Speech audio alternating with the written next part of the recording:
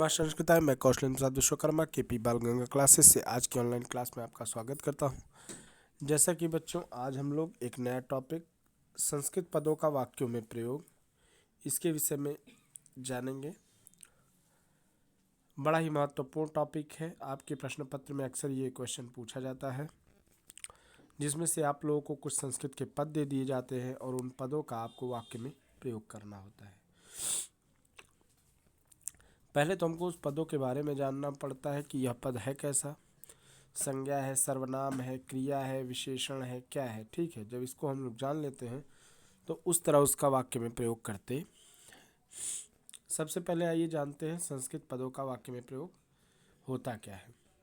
जिस प्रकार हिंदी के वाक्यों में शब्द रहते हैं उसी प्रकार संस्कृत के वाक्यों में भी क्या होते हैं, शब्द होते हैं। साधारणतः हिंदी एक एक पद के स्थान पर यदि उसी पद का संस्कृत अनुवाद दे दिया जाए तो पूरे हिंदी वाक्य का संस्कृत अनुवाद हो जाता है। दिए गए शब्द का वाक्य में प्रयोग करते समय सबसे पहले संस्कृत शब्द को ध्यान में रखते हुए हिंदी वाक्य बना लें और फिर हिंदी के नियम से संस्कृत वाक्य बना लेना चाहिए। विभिन्न प्रकार के संस्कृत शब्दों का वाक्य प्रयोग यहाँ दिया जा रहा है। फिर से एक बार पढ़ लीजिए। जिस प्रकार हिंदी के वाक्यों में शब्द रहते हैं उसी प्रकार संस्कृत के वाक्यों में भी शब्द होते हैं। साधारणतः हिंदी के वाक्यों के एक एक पद के स्थान पर यदि उसी पद का संस्कृत अनुवाद दे दिया जाए तो पूरे हिंदी वाक्य का संस्कृत अनुवाद हो जाता है। दिए गए शब्द का वाक्य में प्रयोग करते समय हमें सबसे पहले संस्कृत शब्द को ध्यान में रखते हुए हिंदी वाक्य बना लेना चाहिए और फिर अनुवाद के नियम से संस्कृत वाक्य बना लेना चाहिए। तो इस तरह हम जो है संस्कृत के शब्दों का वाक्य में प्रयोग कर सकते हैं। विभिन्न प्रकार के संस्कृत शब्दों का वाक्य प्रयोग नीचे दिया गया है, आइए हम लोग इसको देख लेते हैं। जैसे यदि संज्ञा शब्द दिए हो तो उसका प्रयोग कैसे किया जाता है। जैसे दिया है हिमालय, अब हिमालय पद दिया हुआ है, हिमालय में इसका हम वाक्य प्रयोग करना है। हिमालय में कौन सी विभक्ति लगी है, सप्तमी लगी है। तो हिमालय में हिमम पतति, बर्फ गिरती है। हिमालय पद दिया है जिसका अर्थ हुआ हिमालय में और हमने इसका वाक्य में प्रयोग कर दिया हिमालय हिमम पतति, हिमालय में बर्फ गिरता है या बर्फ गिरती है। बालकाः, अब बालकाः पद दे दिया तो बालकाः हम जानते हैं कि बहुवचनांत है, इसलिए बहुवचन की क्रिया का प्रयोग करके बना देंगे बालकाः क्रीडन्ति, बहुत से बालक खेलते हैं। इसी तरह राजानः, बहुत से राजा, बहुवचन, क्या करते हैं, प्रजाम पालयन्ति, प्रजा का पालन करते हैं। वृक्षेः खगाः तिष्ठन्ति, वृक्ष पर बहुत से पक्षी रहते हैं। उद्याने, उद्यान में, तो उद्याने बहवः वृक्षाः सन्ति, उद्यान में बहुत से वृक्ष हैं। मित्रम दे दिया तो मित्रम को लेकर बना दिया मम मित्रम पठति, मेरा मित्र पढ़ता है। इसी तरह सूर्य शब्द दे दिया, सूर्य को लेकर हम लोग बना दिया सूर्य उदय, सूर्य उदित होता है। काकः कह दिया, काकः वृक्षे तिष्ठति वाक्य बन गया, कौवा वृक्ष पर बैठा है। नेत्राभ्याम कह दिया, अहम नेत्राभ्याम पश्यामि, मैं अपने दोनों नेत्रों से देखता हूँ। नद्याः बहुवचन हो गया, नद्याः जलम मधुरम अस्ति। इसी तरह बालकाय, बालकाय को लेकर बालकाय मोदकानि रुच्यते। विद्यालयेषु आ गया, बालकाः विद्यालयेषु पठन्ति। पंडितः आ गया, पंडितः यज्ञम करोति। गणेशाय आ गया, श्री गणेशाय नमः। सिंहात आ गया, वीरः सिंहात बालकम रक्षति। वृक्षात पद आ गया तो वृक्षात पत्राणि पतन्ति। विद्यालय पद आ गया तो सह विद्यालये पठति। पुत्रः पद आ गया तो रामः कृष्णस्य पुत्रः अस्ति। कृषकः पद आ गया तो कृषकः विश्वस्य पिता अस्ति। विद्यालयम पद आ गया तो सह विद्यालयम गच्छति। रामाय पद आ गया तो चतुर्थी लग गया राम के लिए, तो बन जाएगा रामाय मोदकम रोचते, राम को लड्डू अच्छे लगते हैं। त्वम आया सर्वनाम वाला, मैंने कहा संज्ञा आएगा या तो सर्वनाम आएगा। सर्वनामिक पद दे दिया, त्वम दे दिया, तो त्वम को लेकर हम त्वम पठसी बना देंगे। युष्माकम आएगा तो अहम युष्माकम पुस्तकम पठामि, मैं तुम्हारी पुस्तक को पढ़ता हूँ।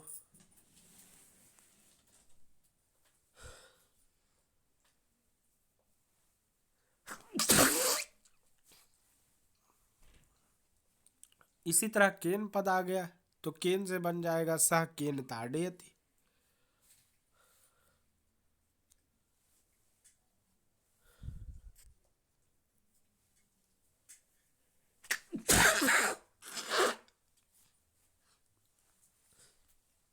इसी तरह इमे पद आ गया तो इमे पठन्ति। सर्वाणि पद आ गया तो सर्वाणि पठन्ति। तस्याः पद आ गया तो तस्याः वचनम मधुरम अस्ति। तस् अनेन पद आ गया तो अनेन सह गच्छ। मया पद आ गया तो मया सह गच्छति। तान पद आ गया तो अहम तान पश्यामि। सह पद आ गया तो सह तत्र गच्छति। भवतः पद आ गया तो इसका वाक्य में प्रयोग करेंगे, भवतः पिता अत्र गच्छत। सा पद आ गया तो सा तत्र गच्छति। ते पद आ गया तो ते पठन्ति कर सकते हैं हम।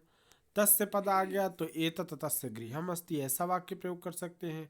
यूयम आ गया तो यूयम पुस्तकम पठत। ऐसा नहीं कि जो मैं उदाहरण आप लोगों को बता रहा हूँ किताब के माध्यम से आपको वही उदाहरण लिखना है, ऐसा कुछ भी नहीं है। आप अपने से उस शब्द का अर्थ समझिए और फिर वो शब्द जिस पुरुष की ओर इंगित करता हो, जिस पुरुष का जो वचन इंगित करता हो, उसी प्रकार की क्रिया का प्रयोग करके हम वाक्य बनाते हैं। ठीक है, तो ऐसा नहीं कि जो उदाहरण मैं यहाँ पे दिखा रहा हूँ किताब का जो भी उदाहरण दिया है आप वही उदाहरण लिखिए। अपनी समझ से भी यदि आप जो है अनुवाद करने का प्रयास करेंगे तो सही माना जाएगा। ठीक है, आइए उस आगे बढ़ते इसी क्रम में। जैसे तस्य पद आ गए तो तस्य गृहम् अस्ति। यूयम पद आ गया यूयम पुस्तकम पठत। अस्माभि पद आ गया सह अस्माभि सह क्रीडति। तस्मिन् पद आ गया तो तस्मिन् वने सिंहः वसति। भवान पद आ गया तो भवान पुस्तकम पठति। त्वाम पद आ गया तो सह त्वाम वदति। तम पद आ गया तो अहम तम वृक्षम पश्यामि। तौ पद आ गया तो तौ जनकः कुत्र गच्छति। त्वत् पद आ गया तो सह त्वत् गणितम पठति। वयम पद आ गया तो वयम पुस्तकम पठामः कर सकते हैं। माम पद आ गया तो सह माम वदति हो सकता है। तौ पद आ गया तो तौ सुकौ वसतः हो सकता है। युष्मासु पद आ गया तो युष्मासु कः फलम खादयिष्यति हो सकता है। कया पद आ गया तो सह कया सह गच्छति हो सकता है। मह्यम पद आ गया तो मह्यम पुस्तकम देहि हो सकता है। मम पद आ गया तो इदम मम गृहम अस्ति हो सकता है। अस्माकम पद आ गया तो अस्माकम देशः विशालः अस्ति। विशेषण प्रयोग, निर्मले निर्मले आकाशे चंद्रः उदयति। अब यहाँ पे विशेषण शब्दों का प्रयोग किया जा रहा है तो इसका हम विशेषण के तौर पे प्रयोग करेंगे। निर्मले पद आ गया तो निर्मले आकाशे चंद्रः उदयति। मधुरम आ गया तो गंगा जलम मधुरम अस्ति। सुंदरम पद है मम पुस्तकम सुंदरम अस्ति। मनोहरा पद है तो अयम श्लोकः मनोहरा अस्ति।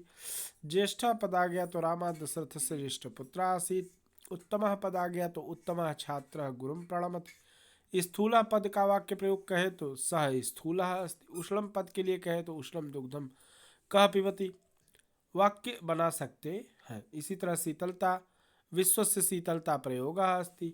लघु पद आ गया अद्य मम लघु भ्राता आगच्छत। बुद्धिमती हो गया तो बुद्धिमती बालिका पठति। उच्चतमः आ गया तो हिमालय पर्वतेषु उच्चतमः अस्ति। चतुरतरः आ गया तो रामात् सोहनः चतुरतरः अस्ति।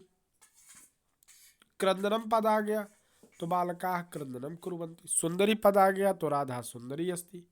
इसी तरह अव्यय पद आ गए, जैसे सदा पद, ये अव्यय पद है। अब सदा अगर कोई पद है इसका हमको वाक्य में प्रयोग करना है तो हम बनाएंगे रामः सदा सत्यम वदति। राम हमेशा ही सत्य बोलता है। रामः सदा सत्यम वदति। सर्वत्र पद आ गया तो ईश्वरः सर्वत्र अस्ति। प्रतिदिनम पद आ गया तो अहम प्रतिदिनम दुग्धम पिबामि। यदा तदा आ गया तो यदा कृष्णः आगच्छति। तदा आ गया तो तदा मोहनः गच्छति। अत्र आ गया तो सः अत्र गच्छत। तत्र आ गया तो सः तत्र गच्छत। श्वः आ गया तो अहम श्वः विद्यालयं गमिष्यामि। कुत्र पद आ गया तो बालकः कुत्र निवसन्ति। एवं आ गया तो जनाः एवं कथयन्ति। कथम पद आ गया तो सा कथम लिखति। अद्यैव आ गया तो रामः अद्यैव गमिष्यति। प्रातः पद आ गया तो प्रातः सूर्य उदयति। यथाशक्ति पद आ गया तो रामः यथाशक्ति सत्यम वदति। अधः पद आ गया तो बालकः अधः अपतत। इसी तरह एकदा आ गया जिसका अर्थ होता है एक बार, तो एकदा आ गया तो एकदा रामः तत्र गच्छत्। स्वयमेव आ गया तो सः स्वयमेव धनं दास्यति।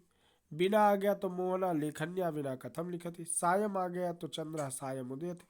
नमः पद आ गया तो श्री गणेशाय नमः कर सकते हैं इसका प्रयोग हम वाक्य में।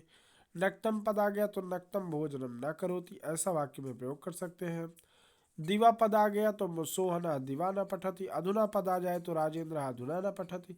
अचिरम पद आ जाए तो अचिरम सह गतवान। उभयतः आ जाए तो विद्यालयम उभयतः वृक्षाः सन्ति। परस्परम आ जाए तो मूर्खाः परस्परम कलहम कुर्वन्ति। वा आ जाए तो बालः वृद्धा व फलम खादति। उपरि पद आ जाए तो वृक्षाणाम उपरि खगाः तिष्ठन्ति। अकस्मात् पद आ जाए तो सः अकस्मात् अत्र आगच्छत्। इह पद आ जाए तो सह इह पठति। ह्यः पद आ जाए तो ह्यः अहम विद्यालयं गमिष्यामि। सह पद आ जाए तो सीतारामेण सह वनं गच्छति। कदा पद आ जाए तो सह कदा विद्यालयं गच्छति। इसी तरह यदि संख्यावाचक शब्द आ जाए तो उसका भी वाक्य में हम प्रयोग करेंगे। द्वौ आ जाए तो द्वौ वानरो नृत्यतः। द्वितीयः पद आ जाए तो द्वितीयः पुरुषः गच्छति। एकः पद आ जाए तो एकः मृगः वने वसति। त्रयः पद आ जाए तो त्रयः बालकाः पठन्ति। द्वै पद आ जाए तो द्वै वस्त्रे नवीने स्तः। इसी तरह संख्याओं का भी प्रयोग करके हम वाक्य में प्रयोग कर सकते हैं। अब सबसे मुख्य है क्रिया का प्रयोग। क्रिया सबसे इम्पोर्टेंट है क्योंकि अक्सर क्रिया दे देता है और हम कर्ता उचित ढंग से प्रयोग नहीं कर पाते। इसमें समझने वाली सबसे बड़ी बात है कि हमको क्रिया पहचानना नहीं आता है। क्यों? क्योंकि हम रूप याद नहीं करते हैं। इसलिए हमको शब्दार्थ रूप याद करना अति आवश्यक है। जैसे यहाँ पठंत दिया है, अगर हमको रूप याद है पठति पठतः पठन्ति, तो हम समझ जाएंगे कि जब पठति पठतः पठन्ति कह रहा है तो इसका मतलब कि ये प्रथम पुरुष एक बहुवचन का रूप है। तो हमारा जो कर्ता होगा वो भी हमारा प्रथम पुरुष बहुवचन का होगा। इसलिए यहाँ पे हम साथ में जो भी प्रयोग करेंगे या तो कहेंगे बालकाः पठन्ति या तो कह देंगे छात्राः पठन्ति। इसी तरह अखादत पद आ गया। अब अखादत से हमको समझ लेना चाहिए कि अपठत रूप चलता है अपठत, तो इसी तरह अखादत। तो हमको समझ जाना है कि यह जो है लंग लकार प्रथम पुरुष एक वचन का रूप है अखादत। तो इसलिए हमको इसके साथ प्रथम पुरुष का कर्ता प्रयोग करना है। तो मोहन फलम अखादत, मोहन ने फल खा लिया। इसी तरह पश्यसि, ये मध्यम पुरुष एक वचन का रूप है तो हम इसके साथ त्वम का प्रयोग करेंगे। त्वम चित्रम पश्यसि। इसी तरह उद्गच्छति, गंगा हिमालयात उद्गच्छति। प्रभवति, लोभात क्रोधः प्रभवति। ठीक। इसी तरह गच्छामः आ गया तो वयम कानपुरम गच्छामः। करोमि आ गया तो अहम कार्यम करोमि। करोति आ गया तो रामः कार्यम करोति। क्रीडामि पद आ गया तो अहम क्रीडा क्षेत्रे क्रीडामि। गच्छति पद आ गया तो सोहनः गृहम गच्छति। गच्छन्ति यदि बहुवचन आ गया तो छात्राः विद्यालयम गच्छन्ति कर सकते हैं। लिखामि पद आ गया तो अहम पुस्तकम लिखामि। कुरु पद आ गया तो त्वम स्वकार्यम समयेन कुरु। हन्ति पद आ गया तो रामः रावणम हन्ति। अपठत पद आ गया तो सुरेंद्र पुस्तकम अपठत। पठति पद आ गया तो सुरेशः पठति। अपचन आ गया तो ते भोजनम अपचन। रोचते पद आ गया तो मध्यम पठनम रोचते। अपठन पद आ गया तो बालकाः अपठन। गच्छताम पद आ गया तो तौ गृहम गच्छताम। क्रुद्धति पद आ गया तो रामः क्रुध्यति। रक्षति पद आ गया तो सुरेशः रक्षति। अकुर्म पद आ गया तो वयम कृत्यम अकुर्म। प्राहरत पद आ गया तो भीमः दुर्योधनम प्राहरत। तिष्ठेत पद आ गया तो अशोकः अत्र तिष्ठेत। पतन्ति पद आ गया तो वृक्षात् पत्राणि पतन्ति। पश्य पद आ गया तो इदम चित्रम पश्य। इसी तरह प्रत्यय का प्रयोग भी किया जाता है। जैसे पीत्वा दे दिया, पीत्वा का अर्थ होता है पीकर, तो सह जलम पीत्वा गच्छति, वह जल पीकर आता है। हसन पद आ गया यानी हंसते हुए, तो हसन बालकः गच्छति, बालक हंसते हुए जाता है। पश्यन आ गया तो यानी कि देखते हुए। रामः पश्यन् कृष्णः आगच्छति, राम कृष्ण को देखते हुए आता है। हसनीयम हंसना चाहिए। रामेण न हसनीयम, राम के द्वारा नहीं हंसना चाहिए या राम को नहीं हंसना चाहिए। आलोक्य देख कर, रामः नाटकम आलोक्य आगच्छति, राम नाटक को देख कर आता है। इस तरह कई जो है अव्यय पद भी हैं जिनको लेकर वाक्य में प्रयोग किया जाता है। इसी तरह देखिए यहाँ पे कुछ उदाहरण दिए हुए हैं, सब आपकी किताब के ही उदाहरण हैं, मैंने केवल उसी का अभ्यास करवाया है। आप मन लगा कर एक बार किताब का अभ्यास करके जरूर आए। आपका प्रश्न पत्र भी अच्छा होगा और आने वाले आगामी परीक्षा भी आपकी अच्छी होगी। इसी के साथ आज की क्लास यहीं पे समाप्त होती है। अभ्यास करने के लिए किताब का अध्ययन अवश्य करें। इसी के साथ आज की क्लास यहीं पे समाप्त होती है। शुभम संस्कृतम, नमः संस्कृताय।